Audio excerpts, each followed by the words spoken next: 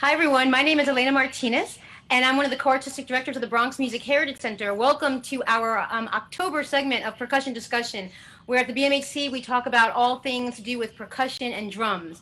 And tonight we have a really special guest, and we're part of a very special programming that's going on in the Bronx right now. Because the Bronx, as many of you might know, the Bronx is one of the sort of centers for the homes of traditional Puerto Rican music, the musical genres of bomba and plena. Our new home, the Bronx Music Hall, will be actually in the Melrose section of the Bronx, blocks away from Casita Rincon Criollo, where a lot of this music is that's sort of like the space where a lot of this music came from, the renaissance of this music in New York City. So to start off our program, I just want to make sure I can acknowledge our funders. The Bronx Music Heritage Center programming is supported in part by the National Endowment of the Arts, the New York State Council on the Arts with the support of Governor Andrew Cuomo and the New York State Legislature, public funds from the New York City Department of Cultural Affairs in partnership with the City Council, the Lily Auchincloss Foundation, and the Lori M. Tisch Illumination Fund. And today's programming is in partnership with the Bomplenazo Festival, which just started tonight. Tonight's the first day of the Bomplenazo Festival, which is sponsored through Ostos. And this festival, featuring all things about the music of Plena and the music of bomba from Puerto Rico, was established in the year 2000 by Ostos, by Los Pleneros de la 21, by Wally Edgecombe and Roberta Singer, all the folks that put this festival together. And actually, it was the first one of its kind, and it probably remains the only one of its kind to promote this music of New York City, Puerto Rico, and the diaspora. And to lead you for tonight's interview, I'm going to introduce to you the other artistic director, Mr. Bobby Sanabria. Hi, everyone. I hope everybody can hear me. Welcome to the place to be, the BMHC, the Bronx Music Heritage Center, virtually. As you well know, because of the pandemic, we're doing these virtual percussion discussions, live stream concerts, etc., etc. So luckily, through technology, we can do this. But as I've always said, remember, this virus is only temporary. The music, the culture lives on forever. Para la gente que están sintonizados ahora mismo, bienvenidos al Bronx Music Heritage Center. Me llamo Bobby Sanabria, yo soy el co-artistic director, el director co-artístico del Bronx Music Heritage Center. Tenemos el gran placer de tener y honra de tener un señor que es un maestro de los géneros que llamamos bomba y plena, estilo de música que representan la diáspora africana en Puerto Rico. Pero voy a conducir la entrevista en inglés, porque mucha de la gente que están mirando, están sintonizados aquí, no saben hablar español y ni conocen lo que es la bomba y la plena. Sé que hay muchos de ustedes que conocen estos géneros, conocen personalmente nuestro invitado, pero vamos a darle luz a no solamente a bomba y plena, pero a este gran servidor de la bomba y la plena, nuestro gran invitado, Hector Tito Matos. Ladies and gentlemen, I'm going to conduct the interview today in English simply because most of the viewers speak English and don't speak Spanish. And what we want to do is illuminate, educate, and inspire you to learn about these two great traditions that represent the African diaspora on my ancestral homeland, Puerto Rico. And to do that tonight at Percussion Discussion, we have one of the greatest masters of these two genres, Hector Tito Matos. And what helps is that we know each other personally. We've shared the stage professionally and in the recording studio. So we're going to take a deep dive not only into Hector Tito Matos' background. Many of you from Puerto Rico or that know him personally from his travels across the world know him already. But for those of you who don't, I'm going to ask him the simplest question right from the very beginning. First of all, Hector, Tito, welcome to Percussion Discussion. And the first question I'm going to ask you is, when were you born and where were you born in Puerto Rico? So everybody can learn that first from you. First of all, Bobby, Elena, and Georgie, thank you for having me for this opportunity. My name is Hector René Matos Otero. Everybody knows me as Tito Matos, and I was born in June 15, 1968. Right here in Villa Palmeras, a barrio, a neighborhood which is a part of San Mateo de Cangrejos, what is known now as Santurce. We are trying to erase that. That's the colonial name. I mean, they are all colonial names, but the original name to us is San Mateo de Cangrejos, and not Santurce. So yes, I am 52, and I am so humble and so happy to have this opportunity to talk to you and to see you in good health. Thank you Great, both. fantastic. Well, you were born in June, so that means you're a Géminis, you're a Gemini then. Yeah. Estamos en la misma, estamos en la misma. Good people. Junio segundo, pero mucho más antes. Anyway, we're here to talk to you about these two genres of Puerto Rican music. A lot of people just say bomba y plena. They say it so fast that they think it's one genre together, but it's really two different genres. The bomba is best represented by this drum here, a barril de bomba, covered with goat skin.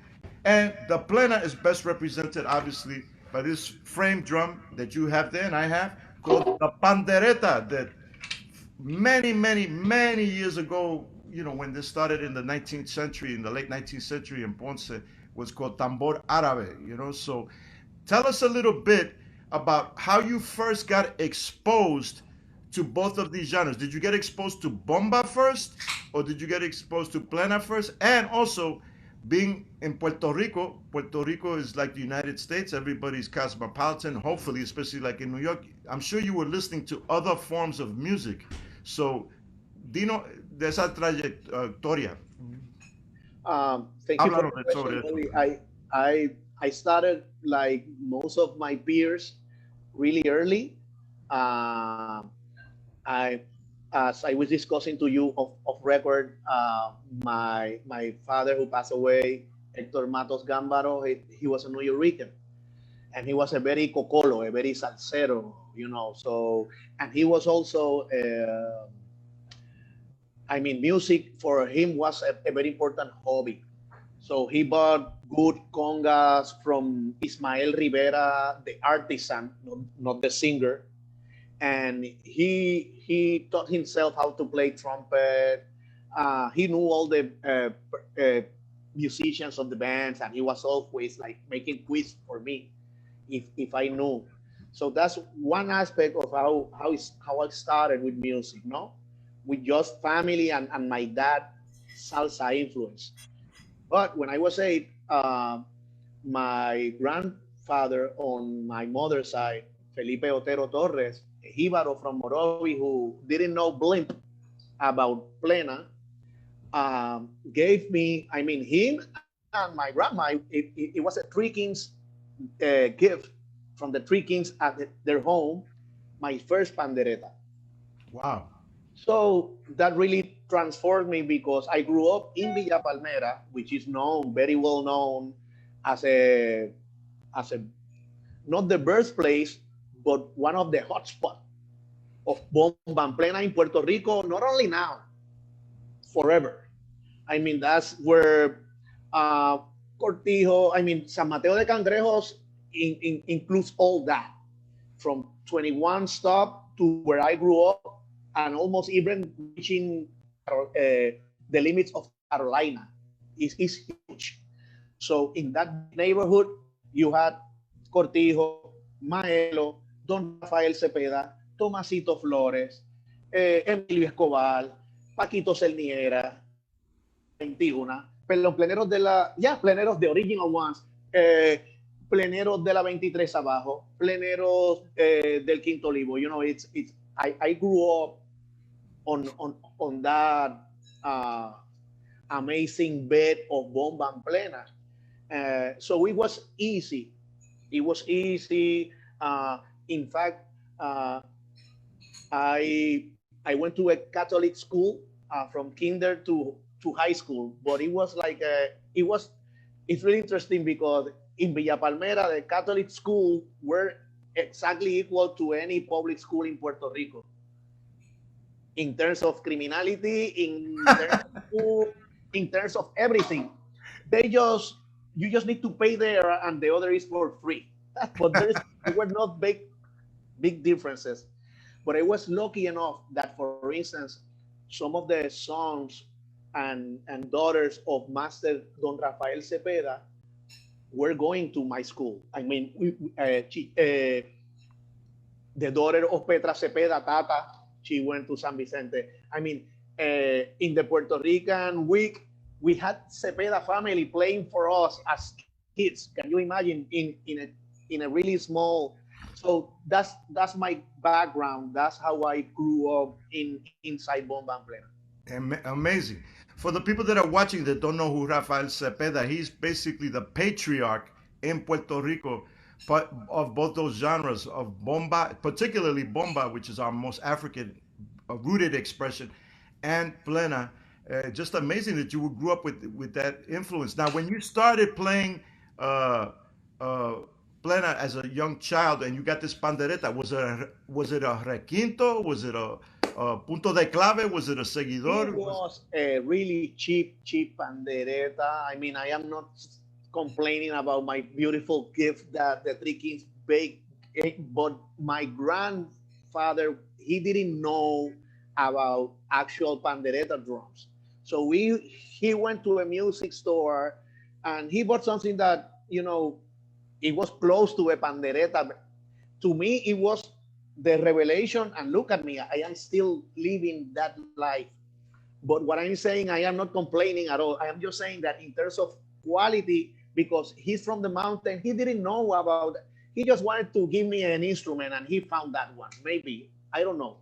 But the thing is that the quality of the instrument wasn't designed to be a requinto, or it was that kind of almost toy-like instrument. Right. But to me, it was like, and I went out and I went, you know, watching elders learning, and that's how like everybody, you know, and and especially in this type of music that there is no formal education. It's, I mean, for bomba and plena, this is oral tradition and community. Right. Well, so you start off. Your father is what you said. For the people that are watching, you use the term cocolo in Puerto Rico, and sometimes we use it in New York. Cocolo means somebody who's super into salsa, you know. So your father was into that, and then from the other side of the family, you have the Jíbaro tradition. And for those of you watching that don't know what I'm talking about, or Tito is talking about, Jíbaro are the mountain people, the peasants, la gente de la finca in Puerto Rico, the farmers. So you're 6 years old, you got a pandereta. I'm sorry to interrupt, Bobby, but Sure. Just to put the word cocolo into more context. Good. Just for people who are listening to us, we are a colony. Puerto Rico is a colony. It's been from the Spaniards and now from the United States.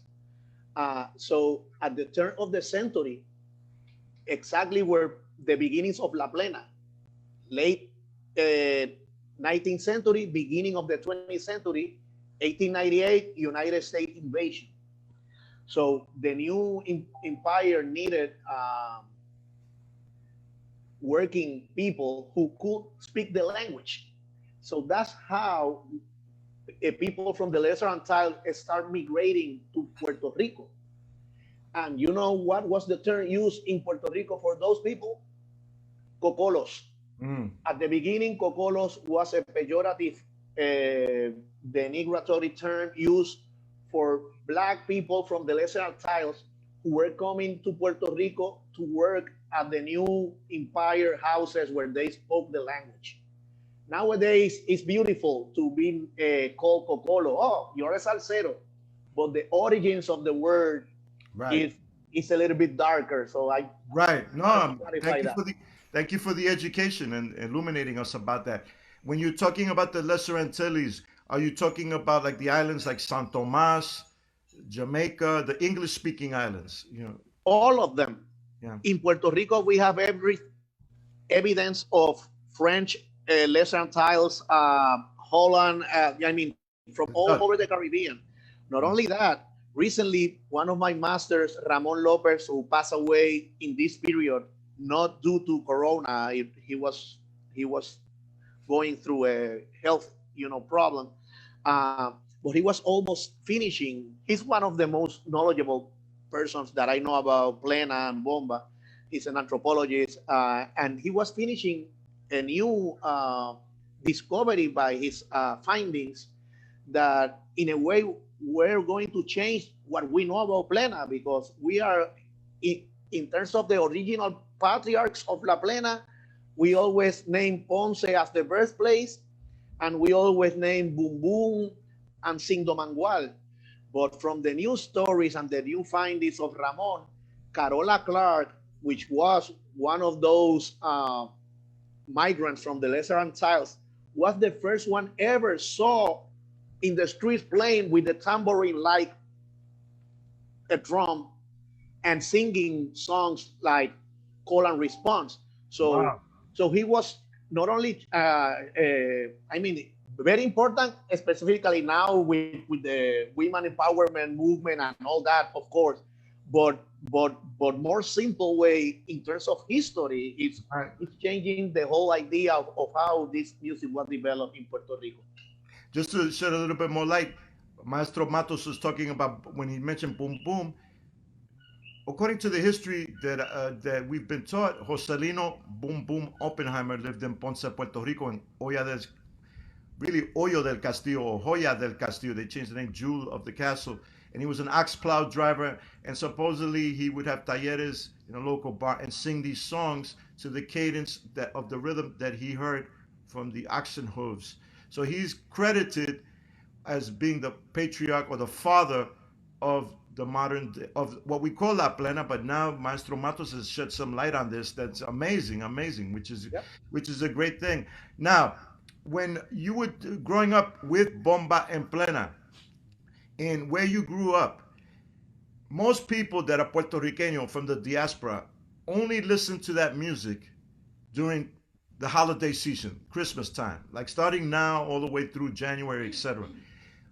Where you grew up, was it happening constantly, year round, all the time? Wow, that's a great question. No. Sadly, the system is been working against popular music, because I don't want to name what we do like in a folkloric term or something like that. Not that that is wrong, but it's that is being used for the system to neglect us the opportunity of being placed like any other form of music.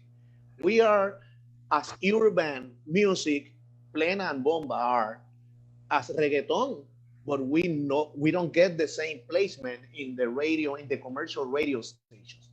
So to me, that's the main issue. And of course, the system works on that. They said, okay, if we are going to play it, we are going to play it only in this season.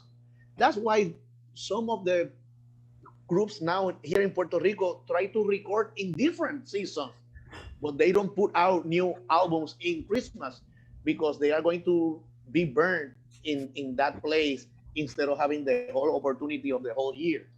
So again, I think that is an issue of the system, that is, they don't consider the music that we play, Jíbaro, Bomba, Plena, as profitable or as commercial, let's say, as the music that they put out there. Right. And we have discussed this with, in plenty of spaces and platforms. I don't know if it's ever going to change. I think that's just, in order for that to change, we need to do bigger changes, systemic changes. And I don't know about that. That's why we're glad you're here, so you can shed some light on that. And you've been always in the forefront of getting these indigenous forms of Afro-Puerto Rican music out there, not just during the holiday season. I remember when I was a kid, just to give you a reference point, when I listened to, my father had records of Canario, Cortijo, etc. Canario being one of the, supposedly, the first to record plenas for the RCA record label back in the 1920s and 30s. adapting the plena from the streets onto the bandstand, and then cortijo, etc. We would only, like you said, hear those recordings during the holiday season, Christmas time. Now, because of your efforts and the efforts of great artists like Juan Gutierrez, who we interviewed on Percussion Discussion previously, for example, in New York City, when I was growing up in the South Bronx, in the summertime, you would hear the sounds of Cuban rumba at night, played by Puerto Ricanos. So you hear,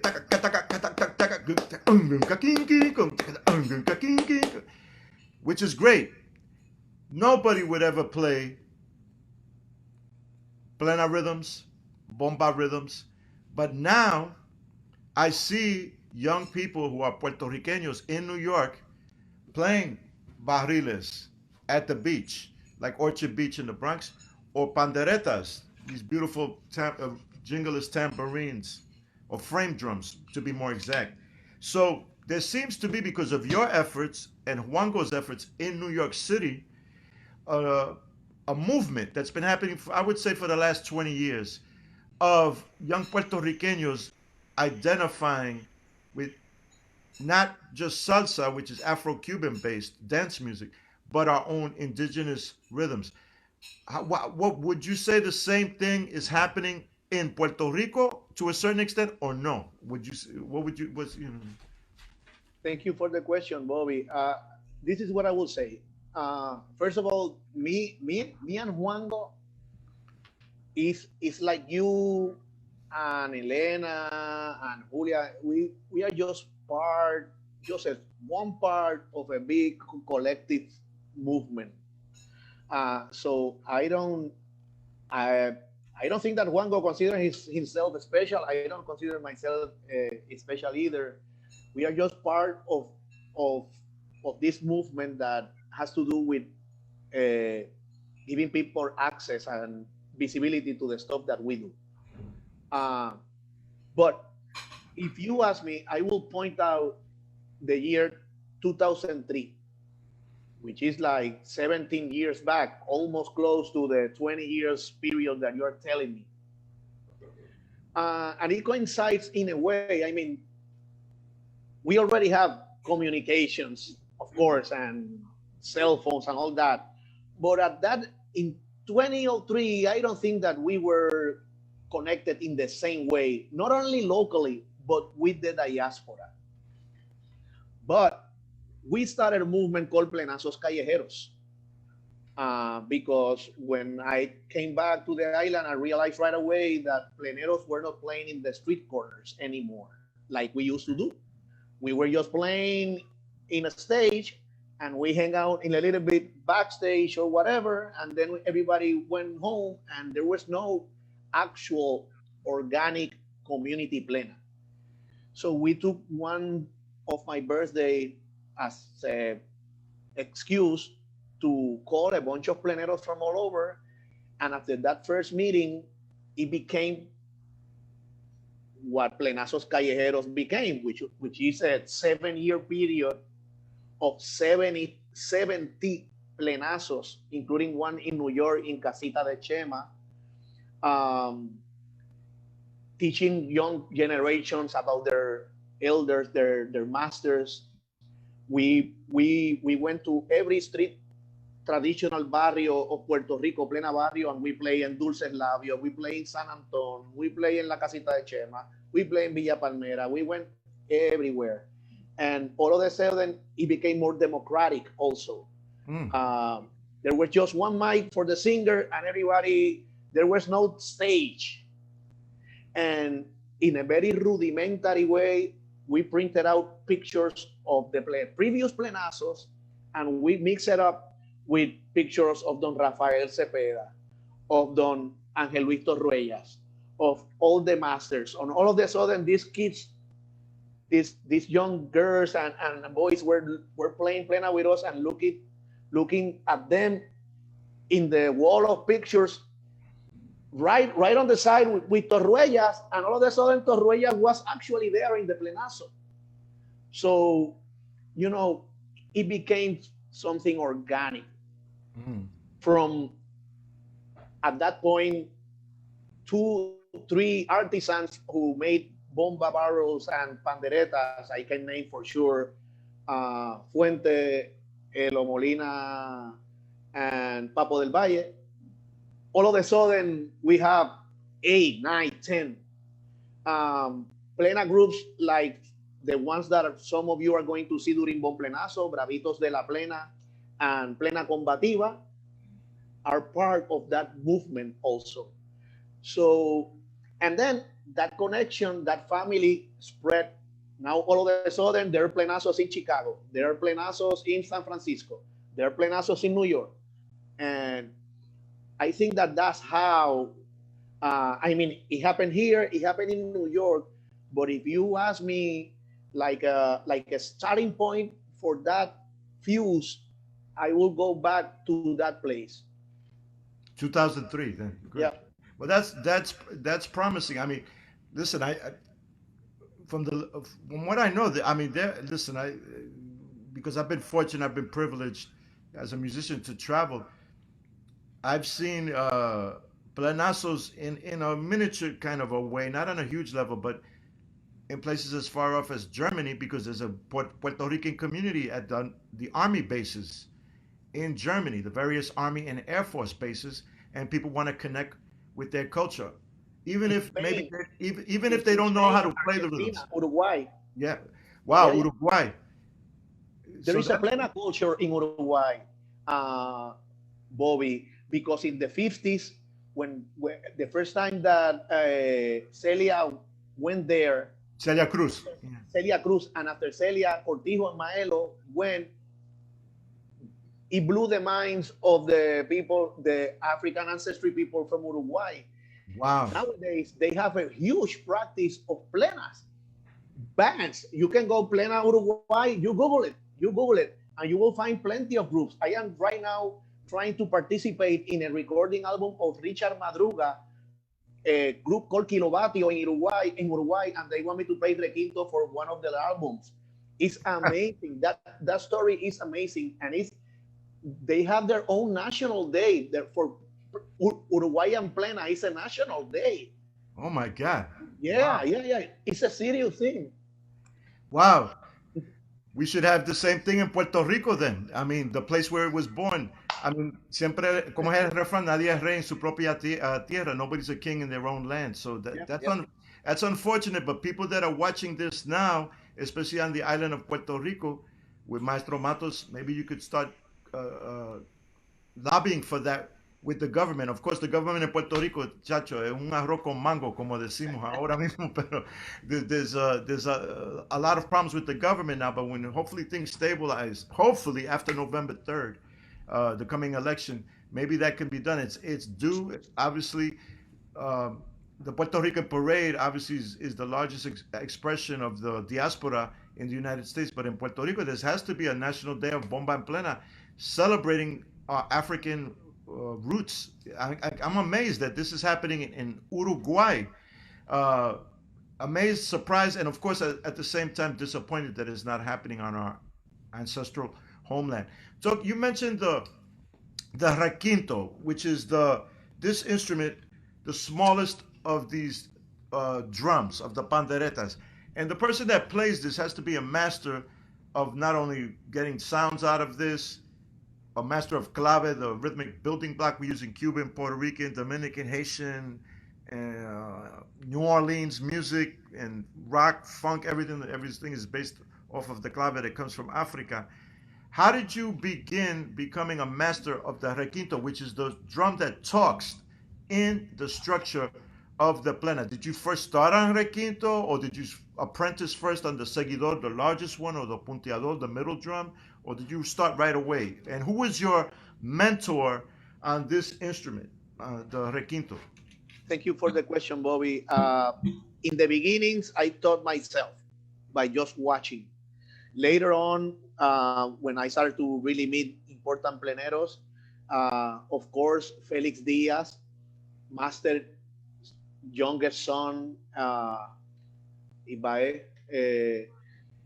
Luis Daniel Chichito Cepeda, the youngest son of Master Rafa Cepeda and Jesus Cepeda, and of course Juan Gutierrez, Luis Lagarto. I have plenty of masters, but in the beginning, I taught myself, and I started with requinto. I didn't start with the seguidor or with any other drum. I started with requinto, but I started as a righty because I am a righty. When you see me playing as a lefty, I play better requinto as a lefty. No kidding. Yeah. But I am a righty. I am a righty with issues because, for instance, if for some reason I need to play congas with Viento de Agua, accompany Plena, I will use three congas like Chichito. So I will do in tu palapa, in pa, in tu palapa, piti kumpa. But if that same song like Reina Mía change to Songo or Afro-Cuban, whatever, la Reina Mía, then it's really a mess. I need a four conga giving me the same low pitch because I play salsa as a lefty, but play plena as a righty. Wow. And bongo is another mess.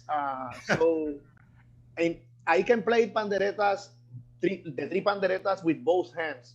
But requinto, I am better with my left for some reason, and I don't know why, how to explain it. It happens when I was like 12 to 14 years old, when I did the change, and I don't know how it happened. I cannot describe it, but I am better with my left. Fantastic. Well, I've seen. I was doing a rehearsal once at Boys Harbor, which no longer exists. Boys and Girls Harbor in East Harlem in El Barrio, and I was leading the rehearsal, and the bongo player didn't show up, and Tito was there, and we're just walking by, and I said, Tito, siéntate en el bongo, sit down on the bongo. He's telling me, no, I don't play this, but I forced him to play, and he plays the hell out of bongo too. So he's a very humble man, as we all are as Puerto Ricanos, but he's so talented, man. So you've become so iconic as a requinto player. One of the things that you do also is, as a requinto player, when I first met you, and I remember when I first met you, I was performing at SOBs. I don't remember who it was, but somebody invited you on stage. I might have been playing with William Cepeda, who knows, I don't know. But somebody invited you on stage to play the requinto. And I saw you singing and playing requinto at the same time. In most plena groups, that doesn't happen. They have a separate singer, and usually that singer plays this instrument known as the guicharo, or people call it guiro too, but the real name is guicharo, a scraping instrument from Puerto Rico. Sounds like sandpaper. So that's usually the person doing the lead voice. But I saw you, I'm going, anda pal cara, este tipo está tocando, this guy's playing, singing, and requinteando at the same time. When did you start doing that? Singing and playing at the same time, the requinto, I am going back to the same age. I started doing it all really, really early.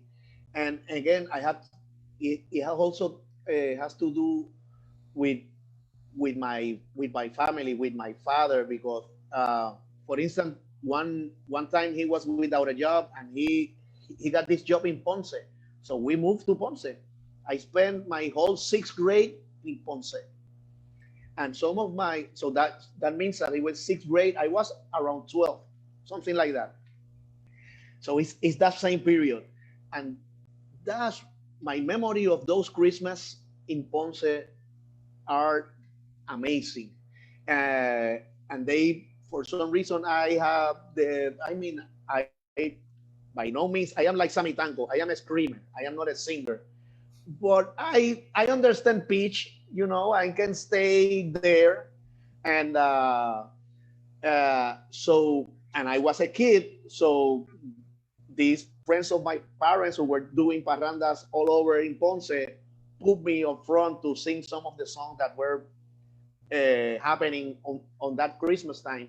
And so from that same starting point, I was doing both. So I never felt afraid of doing it I understand that it's difficult. When I teach people, I always try to do the drumming first and then start doing the singing because I know that it's difficult. But to me, it always felt natural. Right. Right. So I just did it. Now, when you play bomba, you play the requinto, which is the high pitched solo drum in plena. You play lefty. When you play the primo, which is the high pitched solo drum in this tradition with the barriles de bomba, the barrels, do you play left-handed as well or right-handed? Yep, lefty. Lefty. Wow. Yep. Now, you mentioned Luis Chichito Cepeda, and he suffered a tragic death. Unfortunately, one of the great requinto and primo players in both plena, the requinto, and the primo in bomba. To me, the best. Now, I have a question from Mike Reyes from Wisconsin, who loves you and says hello and et cetera, et cetera. He has a question like, would you say that he was the main influence on you in terms of the requinto? You mentioned other people, but would you say he was the main one, the main influence on you? I will say that I have a really, really nice combination. The main two certainly are Luis Daniel Chichito Cepeda and Felix Diaz. But then I also heard two of my contemporaries, but at that point they were already ahead by a few months, maybe a few years, in the street name. And they are Luis Lagarto Figueroa and Juan Llonsi Martinez. Mm. Those four cats were guys that not only I was playing with them, but I was paying attention to what they were doing. But the most important part about Chichito, because now that Mike is asking, is that the definition of the requintero to me is the guy who plays the perfect hit at the perfect time. It doesn't have to be too much. It's the perfect hit. And to me, that was the definition of what Chichito did. Wow, fantastic. Now, I'd like to remind everybody that's watching, quiero recordar a todo el mundo, si tienen una pregunta pueden hacerla en el chat room. Vamos a tener una parte de la entrevista donde Maestro Matos va a contestar pregunta. If you have a question for Maestro Matos, you can start putting it in the chat room right now, because there'll be a portion at the interview toward the end where we will allow Maestro Matos to answer your questions, and I'm sure you have many, just as much as I do. So you're 6 years old, you're learning this tradition, you go to Ponce, an unforgettable year that you spent in Ponce, Puerto Rico, which is Ponce, for those of you who don't know, is known as La Ciudad de los Músicos, the city of musicians, and our beautiful island, Puerto Rico. And you start, when is it when you first start playing professionally, that somebody calls you up and they go, Hector, tenemos un trabajo, we got a job for you, it pays, et cetera, et cetera. When was that? I think that it was close to the year where you can have a driver license in Puerto Rico, which is like 16, something like that. At that point, I don't know what is the age now, but I remember that as soon as I had my driver license, I started to participate in groups. And I started with a new and upcoming group that was based in Macau, Los Pleneros del Almendro, which I travel every Saturday or Sunday to Macau just to do rehearsals. Then I went to play. I simultaneously, at that point, in between 16 and 18, I was playing with 5 groups. Wow. Pleneros del Pueblo, Sapos del Caño, Pleneros del Almendro, Pleneros del Coquí, and Pleneros de la 23 abajo. 5 groups, because, today, of course, and at that point, the same, there was not that many gigs. So you could, I could be in 10 different groups. It's only one gig in the weekend. So, it doesn't really matter. Right. But yes, that was in between 16 and 18. Now, were you doing any, since you had this background also from your father, growing up listening to salsa. Were you doing any gigs like that, playing congas or timbales or bongo, playing with salsa groups at all? Not at all. Mhm. Never. Mhm. I have never tried it. I have been invited, even though I recognize that I am not, honestly, I am not that good on that. I think. But it was from the beginning my intention to never say yes to that if I have the opportunity to help Bomba and Plena. I got you. I even if I have the chance, I say no. Let me stay here. I need to be here. Mhm. Fantastic. So, uh, let's explore when. Actually, let me hold this album up for you. As I said to you before, I was listening. The exposure that I had as a New Yorker to Bomba and Plena was through the Canario first, and also another person that a lot of people have forgotten about, the great Cesar Concepcion, great trumpet player who played with Maestro Tito Puente, played with Machito in the 1950s. He was one of the people responsible for adapting the plena to big band style. Imagine a band like Machito, Tito Puente, Tito Rodriguez playing plena in a big band style, but they would combine it with mambo. You'd have plena, and then all of a sudden, out of nowhere, 16 bars of mambo, which was very effective because it's very exciting. And then they go back to the plena, you know. And so these groups are like archetypes, Canario, Cesar Concepcion, and you can these people, you can look them up on YouTube and check out their great music. And this gentleman, Rafael Cortijo, right here, for the people that are watching, this is one of the albums that belonged to my father. Baila con Cortijo y su combo, Dance with Cortijo y su combo, Rafael Cortijo. Um, and these iconic tunes are on here. El Negro Bembom, A Bailar Mi Bomba, El Chivo de la Campana, I forget it. I mean, Alegría Bombae. These are all iconic tunes that I grew up listening to, and most Puerto Ricanos in New York City. If you were Puerto Rican, you had at least one Cortijo album. You had to have this. And supposedly, uh, he was backing up Miguelito Valdez, the great Cuban singer, at a hotel in Puerto Rico. And Miguelito Valdez tells him, "You Puerto Ricans, you're great at playing Cuban music. Why don't you play your own music, your own rhythms?" And that's when Cortijo had the idea of creating this group, adapting bomba and plena to a combo format, a small band format.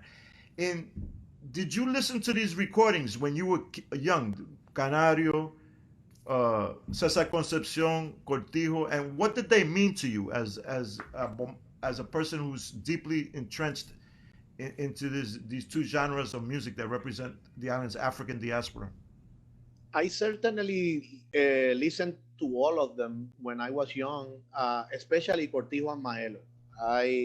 I will say I know the main hits of Canario and Cesar Concepcion, but especially Canario, there is a big thing with him as a promoter of actual real promoter of La Plena. I mean, there is a debate. I don't want to get into that, but what I'm saying is that maybe there was some resistance to some of his music. But Cortijo, certainly, and I will say something more. Viento de Agua was conceived in a way paying tribute to the last two albums of Cortijo, El Sueño del Maestro y La Máquina del Tiempo. I think to me, Ricardo Pon and Alberto Toro, that was like a good starting point to start fixing what is becoming, the group that we wanted. So yes, Cortijo and Maelo, certainly. I also listen a lot to local groups, because you are talking also, the main commercial ones. But I also listen to Pleneros del Quinto Olivo, and also you need to listen to Jíbaro musicians like Toñín Romero, Ramito, Baltasar Carrero, all of them recorded plenas. So I was listening to, and Angelito Ruella, of course. So I was listening to all of them in addition to the groups that you're mentioning. Now you talked about Cortijo, Rafael Cortijo, tremendous percussionist, conguero, timbala player, bongocero, he could do it all. And Maestro Matos mentions these two albums, El Sueño del Maestro, The Dream of the Master, and La Máquina del Tiempo, the Cortijo and his Time Machine. Particularly the Cortijo album, The Time Machine, was, if you really want to hear 21st century bomba and plena, check that album out. It was a complete departure from what Cortijo was known for. And Maestro Matos mentions Maelo. He's talking about Ismael Rivera, incredible singer, who was, you can't mention Cortijo without him. But in terms of the Time Machine album, this was like so far removed from what Cortijo was known for. It was like when the first time we heard in New York City Santana, and the salsa community heard Santana for the first time. It was revolutionary. This album has Edgardo Miranda, who's an incredible, incredible guitarist. Probably, I've always said that the most versatile musicians in the world are Puerto Ricanos, from the island and from New York City. And Edgardo, in my opinion, was the greatest guitarist that ever lived. He could play Brazilian music, native Puerto Rican music, Cuban music, master of the Cuban tres, the Puerto Rican cuatro, our mandolin instrument, the guitar, and he's no longer with us. And you mentioned this album. He is. You know, it's right here. Yeah. So it's you formed this. You get to New York City. What year did you get to New York City? I'm leading up to the formation of Viento de Agua. 1994. 1994, I moved to New York. I lived 10 years in New York. I went to New York to go to school. Let me go a little bit personal. I became a father really early, in 1986, when I was still 18. I mean, even before that, at 17, I was a dad, and at 19, I have two. So I had to postpone college. So that's why when I went from 1986, to 1994, when I moved to New York, that's when I had the opportunity to try to finish something in school. And that was the main reason going to New York. Of course, I didn't know that I was going to meet Juango and all the things that happened afterwards. But the main reason was to go to New York and try to finish a degree, which actually I did later. Yeah. What were you studying? I originally entered NYU for the civil engineering program, because that was what I was doing previously in Puerto Rico. But at the end, I changed to City College of CUNY, and I am a landscape architect. Wow, fantastic. Now, when you met Juan Gutierrez, this incredible musician in the forefront of moving these traditions, keeping them alive and moving them forward, how did you meet Juango? Did you know about him already in Puerto Rico, or you just met him in New York? You know? Hey, this is the interview. This is the most beautiful part of the interview. Me and Juango, you know, we Pleneros, we know each other, even though we don't know each other. You understand what I'm saying as musicians. And Pleneros de la 21 forever have been at the forefront and one of the root of the tradition. Because in the beginning was founded by Juango, Marcial, Paquito, Eugenia. I mean, they were real masters of the tradition in the beginning of the group, but they have continued to produce an amazing amount of beautiful work. So we knew about them. Your friend, Roberta Singer, my friend too, and I don't know who else developed this program, Dos Alas, two wings. And Pleneros del Truco from Cataño traveled to New York and did some gigs in New York with Pleneros de la 21, and then Pleneros de la 21 came, if I remember correctly, for the first time ever to Puerto Rico, and it has to be like 1993, 1990, yeah, something like that.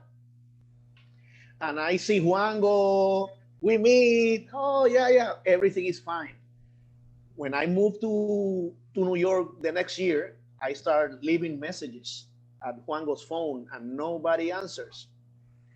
So I was lucky enough to be invited by William Cepeda, who was a neighbor of me at the time in Brooklyn, in Park Slope, where I used to live.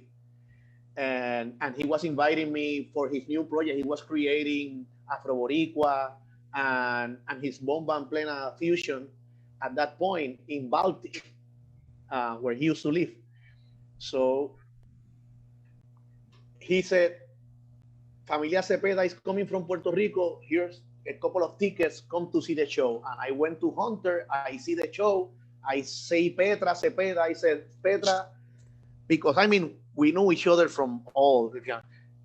Look at my hands. I am not playing. I am leaving messages to Pleneros de la 21. Nobody's replying. I need to play. I need to play now. And I think that was the gig that you're saying, because William was playing after Familia Cepeda at SOBs. And Petra told me, you come in dressed in white, and you're saying that you are part of the Cepeda family. Nobody's going to bother you. And I went in and I played that night with Familia Cepeda and later with William, and Juango was in the audience. And he said, listen, aren't you the lefty guy from Puerto Rico? Yes, mother flower, it's me. I am leaving you a bunch of messages.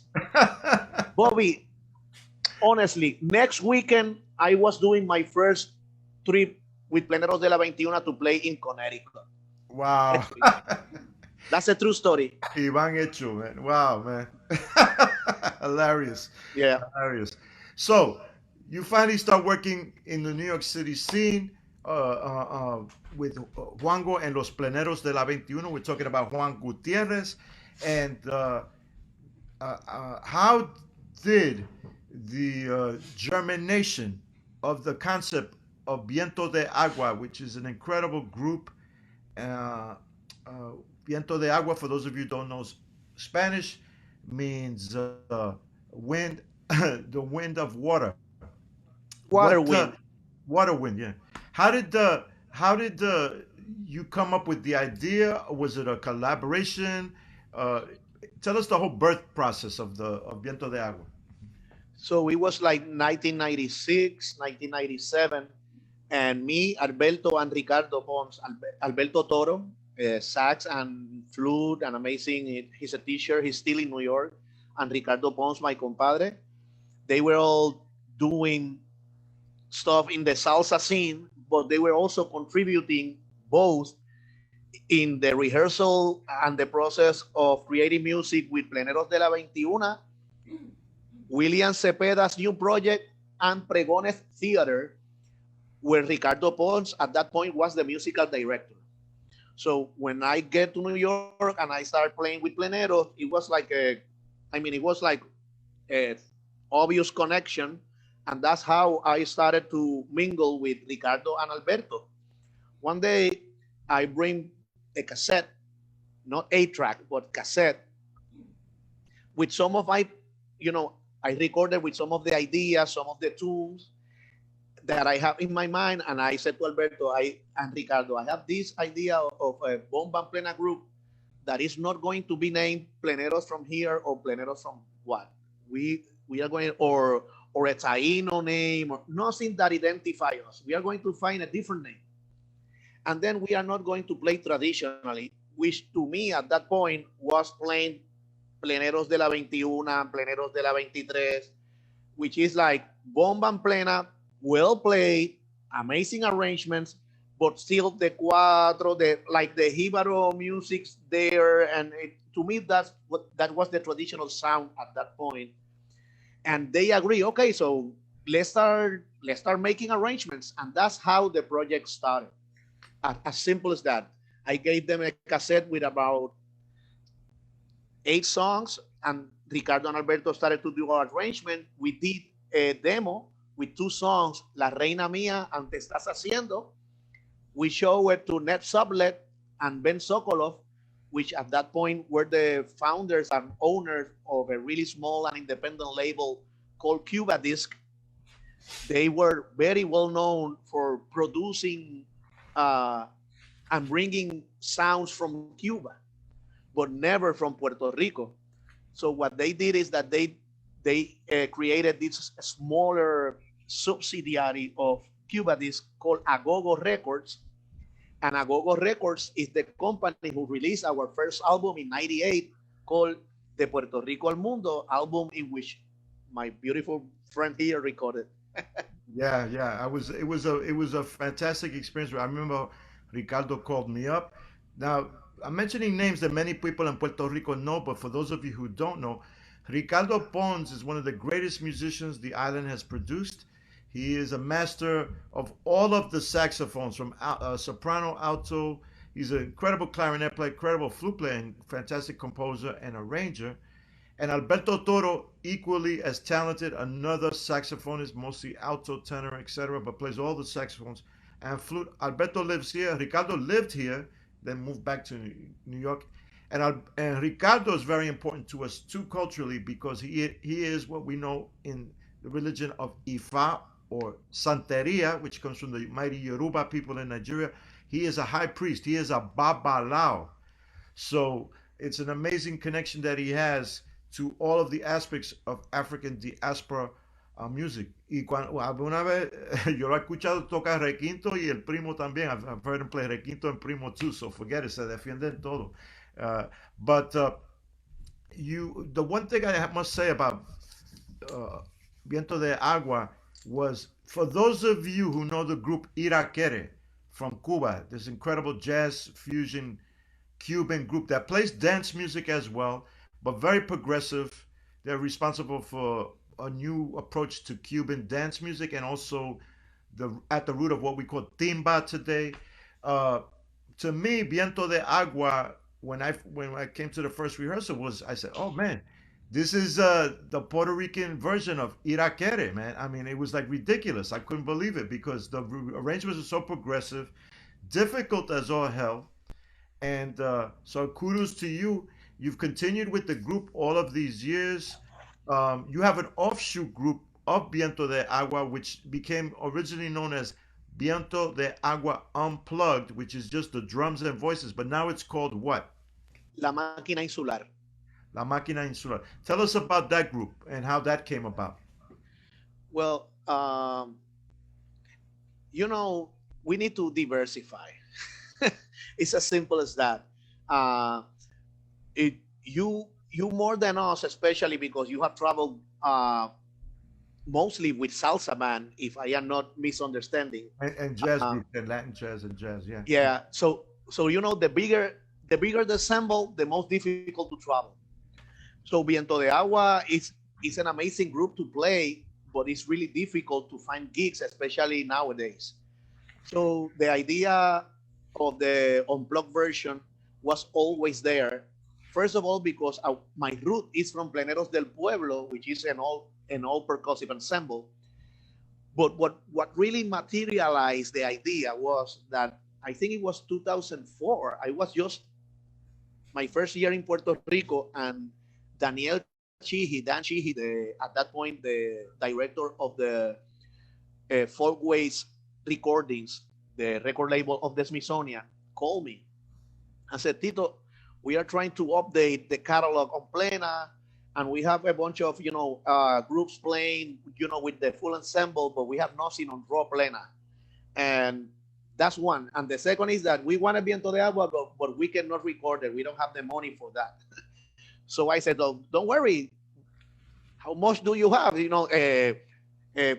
What is it that you need? And we do it. And that's how Viento de Agua Unplugged was born, and that's how we recorded that album. By the way, I want to say sorry about that album to everybody, because I know that most people like the album, but I am always, it's difficult for me to listen to it. because it was recorded in a very respectful but ethnomusicological way. The whole album, the 12 songs, all the stuff that you're listening to, it was recorded in 3 8-hour sessions. That's it.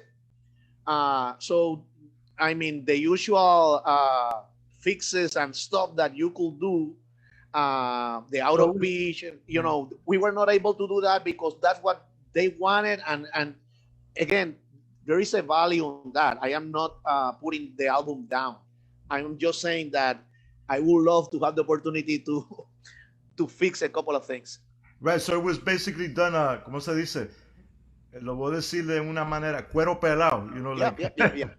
you know, so it was done naturally, just like it would happen on the streets or whatever. Yeah. And all of these recordings that Tito is mentioning, they're all available to my knowledge. I know you've done other Viento de Agua albums, and we have the Puerto Rico al Mundo, our first one. Then we have Materia Prima with the unplugged version. On 2009, we released Fruta Madura. Later on, we released Opus Cuatro, which is the one who got us the nomination to the Grammy. And the last one is the one that people love, is our attempt to bring bomba, plena, and jíbaro music to kids. It's our children's songbook. And we have a couple more on schedule, but we are waiting, you know. Right. And that answers a question by Felix Ignacio Rivera. Tito, ya ¿cuándo van a salir con una nueva producción del Viento de Agua? When are you going to come out with another Viento de Agua album? So that answers the question of Felix Ignacio Rivera. Well, thank you, Felix, for your question.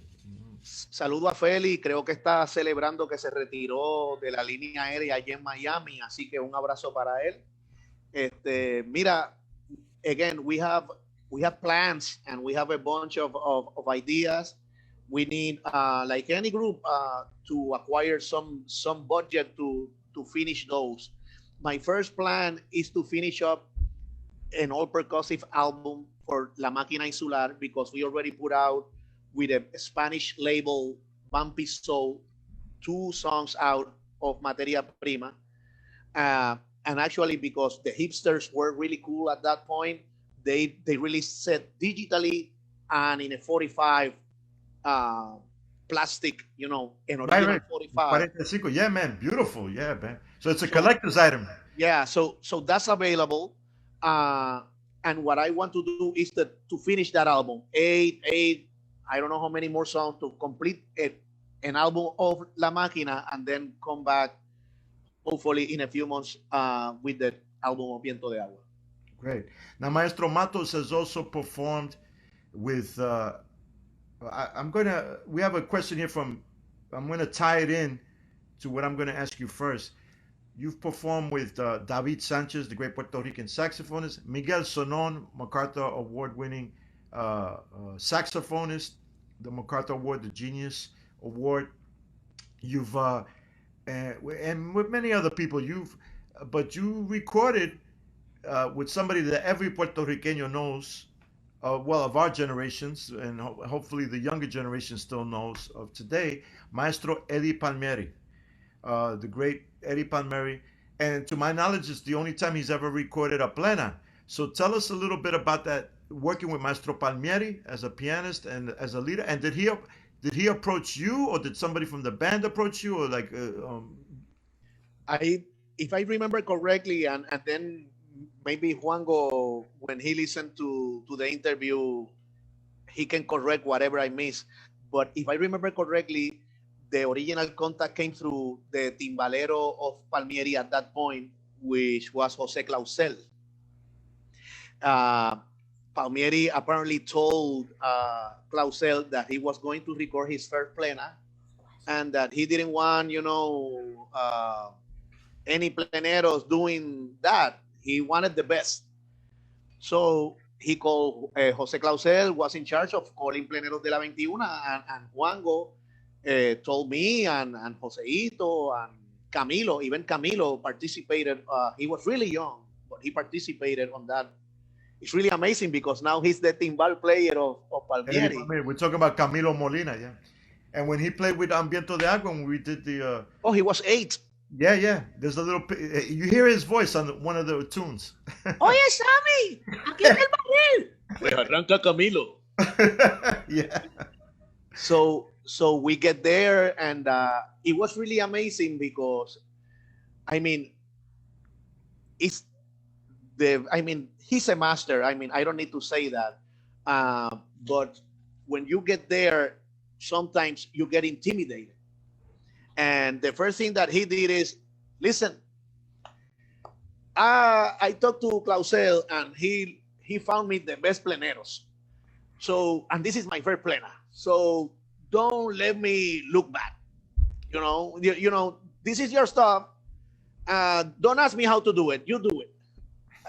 So you feel free to play. And as I was mentioning to you previous to the conversation, that day specifically to me was very important because my dad, as a cocolo, a salsero, a New Yorican, he was a big fan of Palmieri, Puente, Rodriguez, Lebron Brother, Barreto, Larry Harlow, all that era. And when I mentioned to him that I was recording with Palmieri, I mean, that was and a few years back, he passed away, but I think that I gave him one of his better memories before passing away, because he was so happy to know that I was recording with the master Eddie Palmieri. Man, fantastic. Which brings me to my next question, not related to Plena, but to bomba. Jessica Albino asks, Tito, what is your most profound African experience playing bomba music? Y gracias, Jessica, por la pregunta. Wow. I will have to say, thank you for the question. I will have to say, going back to Chichito,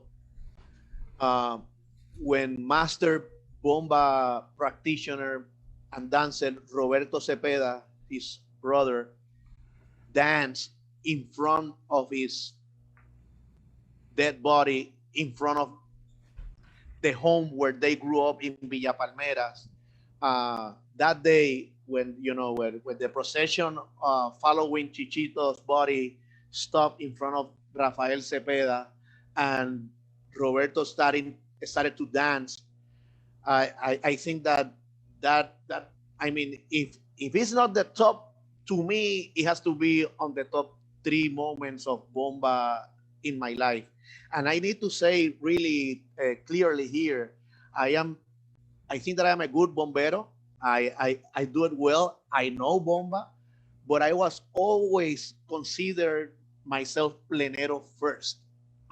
Just to say that, because in by any means I want to take advantage of bomba. I know bomba. I respect bomba. I have played bomba. New York, in many ways, gave me even more keys to open doors and to do more with bomba than I never got here in Puerto Rico. But still, I am Plenero first. Fantastic. Now, Rivera Ramsey asks, can you talk a little bit about the group Truco y Saperoco?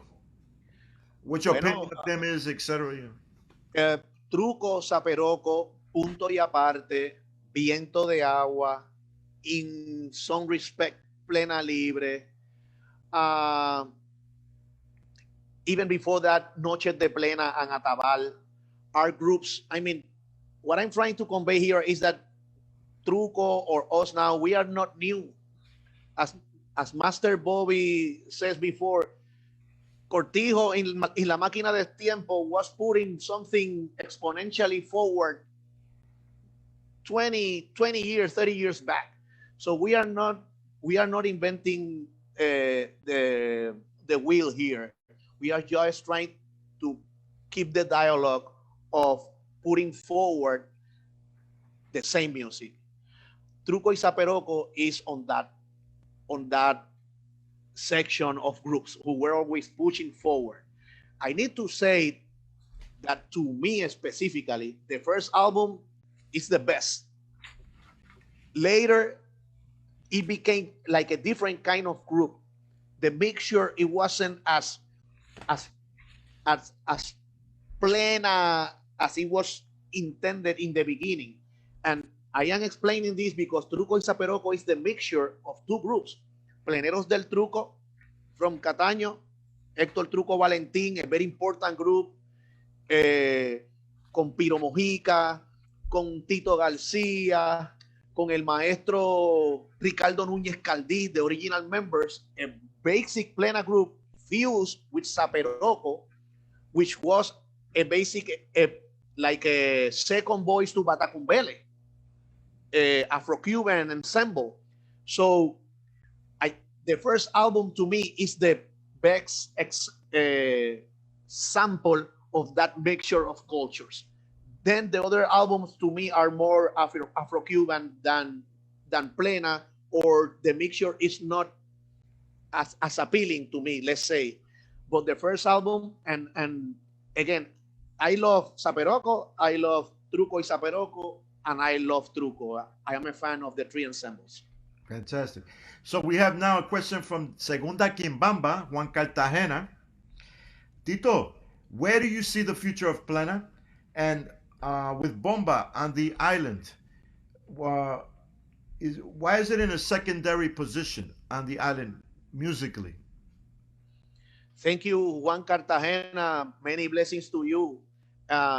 We need to talk later because I have some information that you would love to know. Listen. Bochinche. No.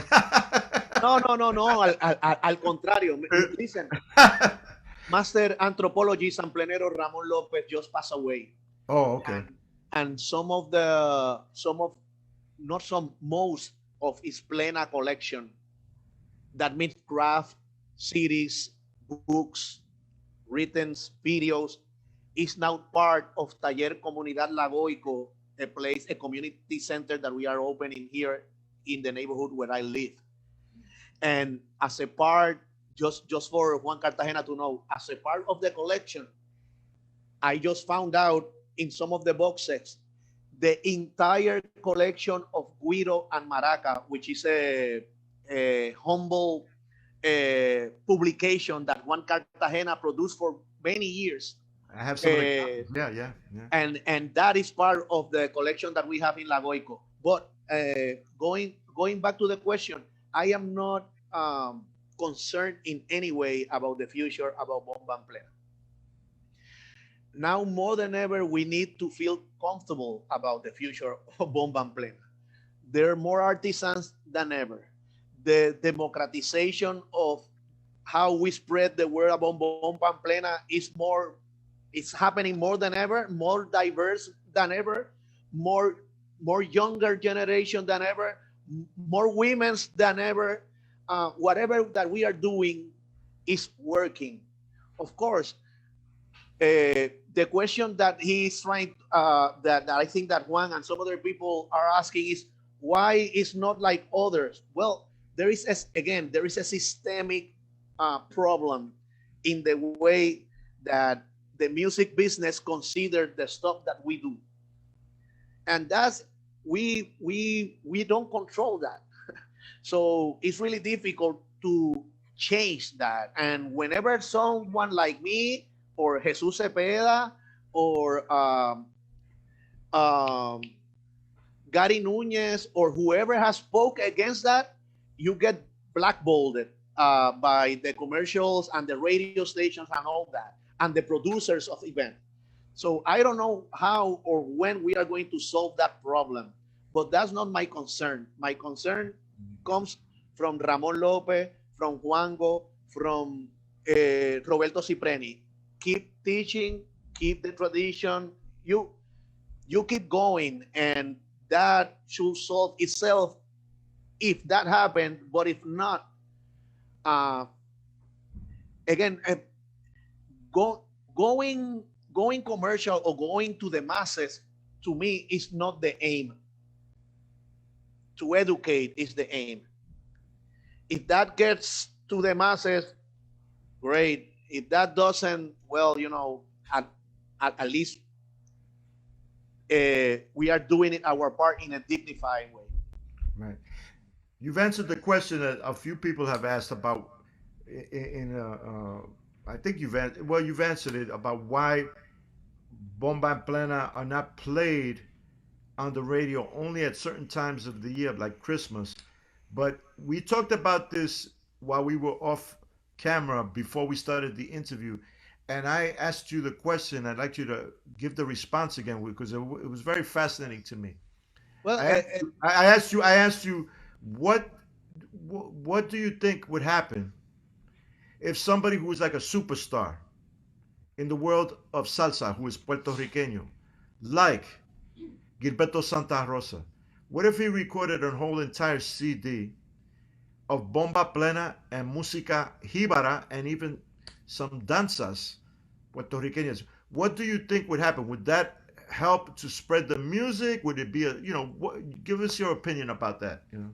Well, thank you again for the question, and I'm going to try to respond it in the same way. It's like when Ricky Martin did La Vida Loca. We played that plena, and maybe it's the most known plena around the world, because at that point there was nobody more famous than Ricky Martin, and not even that changed the perception, because it has nothing to do with the masses, or I mean with you people who like bomba and plena. It has to do with the people on charge who decide what is commercial, what is profitable for me, who is giving me this underneath. It has nothing to do with quality. For instance, Plena Libre, Truco y Zaperoco, Viento de Agua, Plenéalo, Los Pleneros de la 21, and I can keep going. They are all bands nominated or Grammy winners, and you don't listen to them only in the Christmas season, because that's the only season where the consortiums and the media moguls decide that our music is acceptable. And again, it's a discussion to know when. I don't know the solutions. I am just saying that I am not concerned about that, because that's something that is out of my reach. So I prefer to put my energy in keep the information flowing, keep teaching what I love, and try to, wow, I'm going to use a phrase from my master class. In every system, even the more perfect ones, like neoliberalism system, or like the male chauvinism, patriarchalism, all that, it's not solid. It's like a hueco. The system is hueco. I don't know if you understand what I'm saying, but in all of those spaces, you need to look for cracks.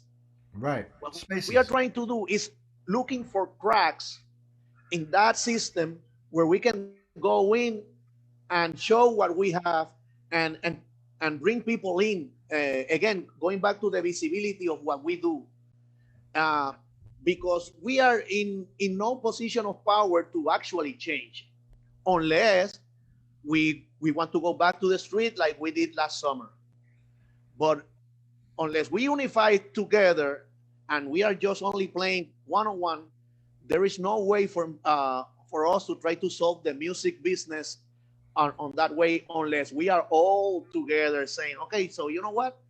We are going to boycott your radio station. We are going to not listen to whatever crap you're putting. And if we do that, that's a different story. But I don't see that happening. So again, I try not to waste time or energy on that. And I am not trying to be disrespectful. I like the question. I understand the question. But, this is what it is, and maybe this is not Cortijo's era where you can listen to Cortijo and Maelo playing all those plenas in the radio station. Maybe it's very true. I mean, you turn on the radio now in Latin America. If you hear Tito Puente, you're lucky, and these are masters of the music. Machito was the incredible band that first fused jazz arranging technique with, in their case, Afro-Cuban rhythm. So if you don't hear them on mainstream Latino radio, you know, it's hard. I like the way you framed it also about education, that you're more interested in educating the people about the culture and the music, and hopefully from that, those spaces those cracks will be filled up by you. Because again, education is the starting point, Bobby. Because remember, it's now it's easy to play bomba and plena, but we need to go back into history. These are forms of music who are being neglected. Practitioners of those music are rowdy, are alcoholic, are drug addicts. I mean, there is a prejudice. Time has passed, and the prejudice has changed in a different kind. I mean, the perception in a way is still the same. We are not up to par. The music is not up to par. Maybe they don't push us down in the same way because now it's a different era. But the systemic problem is still the same. There is just a few group of people deciding what is good music, what is bad music, what is going to be played, what is not going to be played. And it's as simple as that. It's I guess you could compare it to the same conundrum that happens in the world of jazz, Latin jazz, or any form of music that has social significance, and puts artistry on an incredibly high level. It's the same. But the thing is, though, at least in jazz, like I'm an announcer on a jazz radio station. There is a radio station dedicated to that genre, and all the branches of that genre. There's no state radio station dedicated that you hear 24/7 authentic forms of Puerto Rican music, you know, or even just authentic forms of Latin American music in general, including Puerto Rican music. So, I mean, I love the way you framed it. Education is really the key. So I guess we go back to the old saying, despierta Boricua, you know, Boricua despierta, you know, wake up. And I think that, as I said before, after November 3rd, hopefully things will crystallize on the island, and maybe this interview could be the start of a movement of consciousness on the island, in terms of people questioning what they listen to and what is really meaningful and represents what we are as Puerto Ricanos. Not only that, Bobby, let me I know this is not a political issue, but let me go a little bit political. You know, you can extrapolate, you can extend this conversation to the other topics and issues that we have in life. I mean, this is again like income inequality, payment difference between male and women, between blacks and whites. It's systemic. It's designed by Joseph Yu. It's been perpetuated for many, many years, and it applies to all facts of life. Plena and Plena practitioner and Plena music, it's not exempt to that. So the only way is really to promote a real change and that's really hard. Or in the meantime, you know, stay to the stuff that you know and try to create a bubble with the people who are interested in the stuff you do, and make the bubble bigger until actual, real, massive change can happen. But it's impossible to provoke big change with just one hand. You know, right? What I'm saying is that it has to be locally first, and then trying to do the more impossible stuff. Well, continuing, siguiendo en esa línea, continuing in that line, your lovely wife, is a journalist. How is she integral to you maintaining, obviously, your focus and your art, etc.? Tell us about. I've always said, you don't. people ask me about relationships all the time. What you don't want is a relationship. You want a partnership. Tell us about the partnership you have with your lovely wife. Mhm. Thank you, Bobby. Well, Mariana Reyes Anglero, we met in New York. Actually, we have a bunch of friends in common, but we met in New York, and we have been partnered all this time because, first of all, we respect each other's work, and bottom line, that and this is something that most people don't know. I think that Mariana might be more Plenera than me in a way. Some of the ideas or some of the recent projects that I am the face of it, they are really coming out uh, from Mariana's head, Mariana's intention to help promoting Plena as a part of this partnership because she's taking that project of mine as her own. And the best example is Plena Cangrejera. Plena Cangrejera, for those of you who are watching, you can go into the web and put plenacangrejera.com, and you're going to be reaching a web page where we recognize some of the masters of bomba and plena in San Mateo de Cangrejos. And we have, it's a photographic tribute that is, it was originally spread all over Calle Loíza, but because of vandalism, we moved it inside of Taller Comunidad La Goyco. So the entire collection is inside of Taller Comunidad La Goyco, but the webpage is available and you can visit the 15 stations, know about those elders or those groups. I interviewed some of the alive pleneros or pleneras, like Juango, like Nelly, like Ramon Pedraza, like Héctor Atabal Rodriguez. And the ones who passed away, I interviewed family members or people who knew about them, and that's available. And Mariana, it's basically the creator of that project. So yes, I mean it's impossible to conceive life without Mariana and this idea of community Right. that we have, because I don't think that we have I mean that we haven't discussed it personally.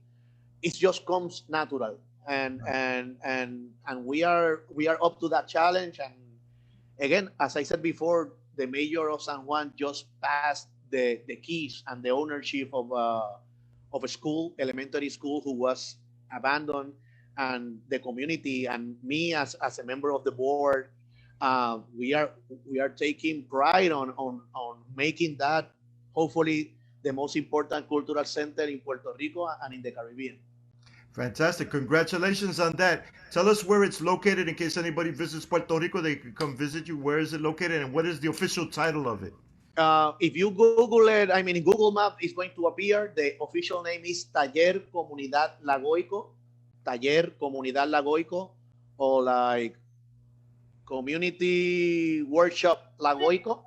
How do you spell La Goyco so that people know? Yeah, the original name of the school is La Escuela Pedro G. Goyco, but everybody in Machuchal, which is the name of the neighborhood, knows it as La Goyco. If you put La Goyco or Taller Comunidad La Goyco, Google Map is going to send you there.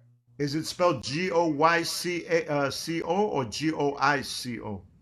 The first time, Goyco. Okay, fantastic, man.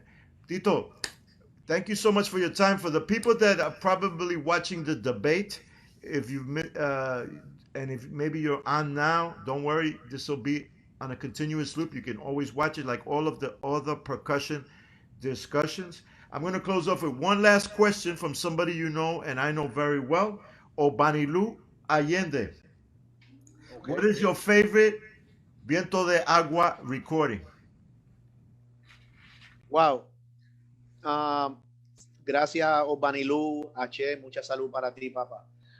Listen, I have received that question plenty, and I don't have a choice because each one is so different to me. I love them all, but trying to respond to Obanilu, if I need to choose, I go to the first album. Not necessarily for the, I mean, the music is amazing, but basically for the sound. It was recorded analog. The the engineer was the master John Fausti.